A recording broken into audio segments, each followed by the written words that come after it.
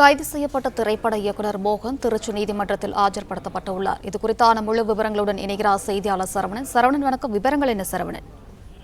திரௌபதி, பாகசூரன் உள்ளிட்ட படங்களை இயக்கிய திரைப்பட இயக்குநர் மோகன் இன்று காலை திருச்சி போலீசாரால் சென்னை ராயபுரத்தில் இருக்கக்கூடிய அவர் வீட்டில் வைத்து கைது செய்யப்பட்டார்.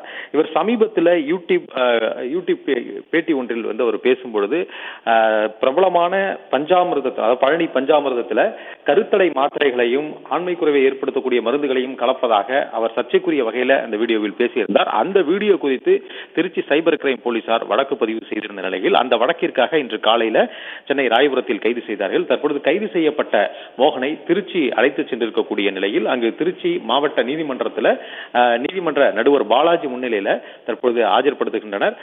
தொடர்ந்து இந்த வழக்கிற்காக மீண்டும் அவரிடம் விசாரணை நடத்துவதற்கு காவல்துறை திட்டமிட்டிருப்பதாகவும் அதற்காக காவலில் எடுக்க திட்டம் இருப்பதாகவும் போலீசார் தரப்புல கூறப்படுகிறது. நீதிமன்ற காவலுக்கு நீதிமன்றம் உத்தரவிட்டால் அதற்கு பிறகு அவரை காவலில் எடுப்பது குறித்து ஆலோசிக்கப்பட்டு மனு தாக்கல் செய்யப்படும் என்று போலீசார் தரப்பிலும் கூறப்பட்டிருக்கிறது.